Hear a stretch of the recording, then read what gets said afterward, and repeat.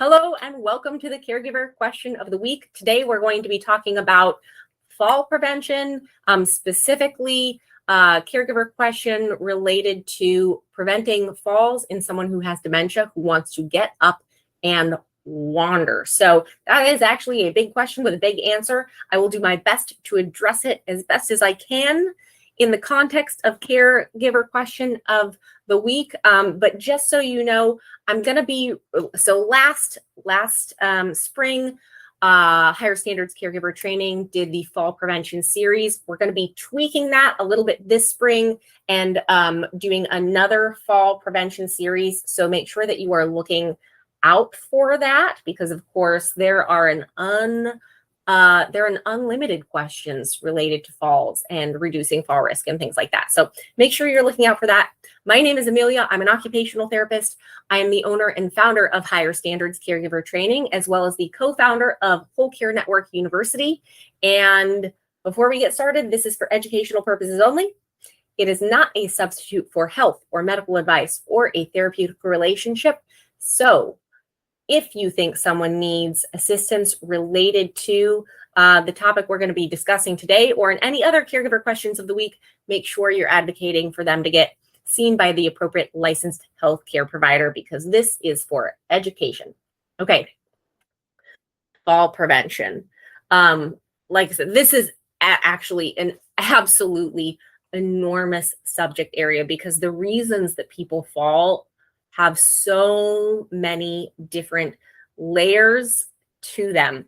But kind of breaking this down into the smaller area of being afraid that someone is going to fall when they are wanting to get up and wander. And of course, wandering being kind of its own sort of issue here.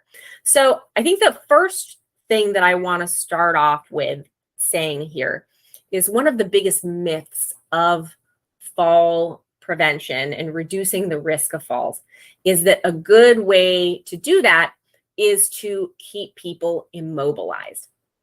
And in fact, when we purposely try to keep people immobilized, so when we try to keep them sitting down all the time, when we try to keep them in bed all the time, you know, with the goal, which is a good goal, right, of having them not fall and get injured. That's a good goal. We don't want people to fall. We don't want them to get injured. But when we try to achieve that goal by telling someone not to get up, by keeping them in a chair, by trying to keep them in bed, that it really ends up actually increasing fall risk for that person. Because one, if the less they're up and moving, the weaker they're going to get, right? If they're not using those muscles, if they're not using all of the things that go into balance and mobility, then those skills, those muscles, all of those systems, they're going to get weaker. They're not going to function as well. And so the natural, like physical and cognitive and all of those like personal characteristics that go into fall risk, those are going to get worse. The other reason is even if that, all that aside, the fact that physically that person is going to become weaker, it's just not a terribly effective method, because people are not designed to sit still, be still, lay in bed.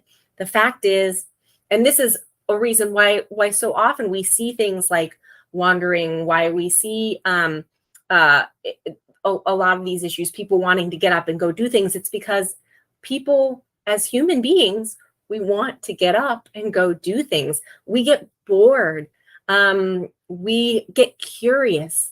We wonder, we worry. And so we have this innate need to get up and go do things. And most importantly, to be engaged in something.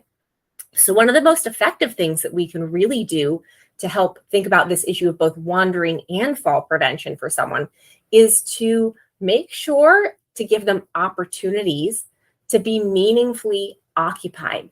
Now, what that means for different people is obviously totally different based on who we are, what we like, the things that we used to do, the things we do now, but also, especially for folks with dementia, as we progress through different stages of the disease process, there are different types of activities that will be meaningful or meaningfully occupying for a person. So whereas someone maybe who is in the earlier stages of dementia might benefit from doing something that relates to the work that they used to do, maybe a simplified version of the work that they used to do, or a simplified version of a hobby that they love, right?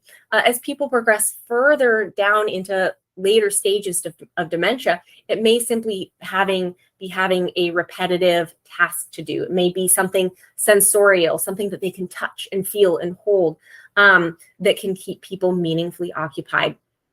And of course, I'll be honest with you, we don't have time on Caregiver Question of the Week to go over into all of those things.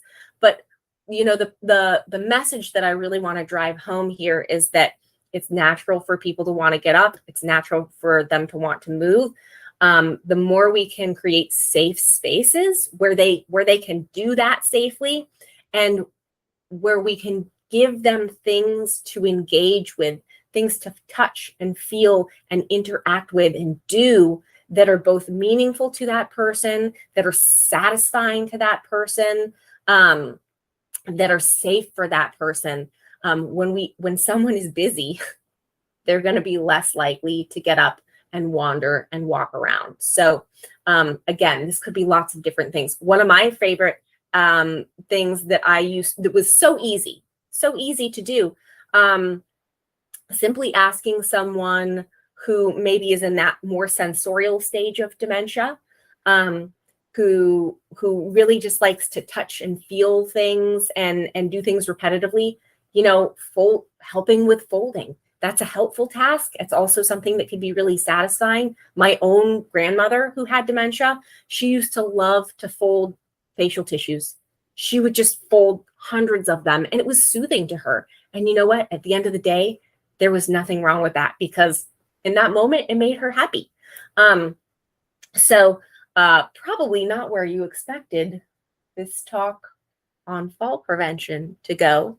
And of course, this is just one teeny tiny little slice of how we can think about preventing falls and reducing fall risk in a meaningful way, in a functional way, in a way that actually works in the real world. So if falls are a thing for you, make sure, or someone that you care for, your organization, whatever, make sure you're looking out for the information as I get the fall prevention series for this spring tweaked, and get that information about how to access it up and running. Take a look out for that. If you like Caregiver Question of the Week, please make sure you are sharing this, following me, subscribing wherever you watch it, so you make sure and get notifications about when the next Caregiver Question of the Week is released. And of course, that will also help me to tell you when these kinds of events and series that go more depth, into way more depth about some of these questions, are going to be happening. Okay, guys, that is it for me today. Thank you so much for watching. Until next time, please stay healthy, stay well, and most of all, take care. Bye.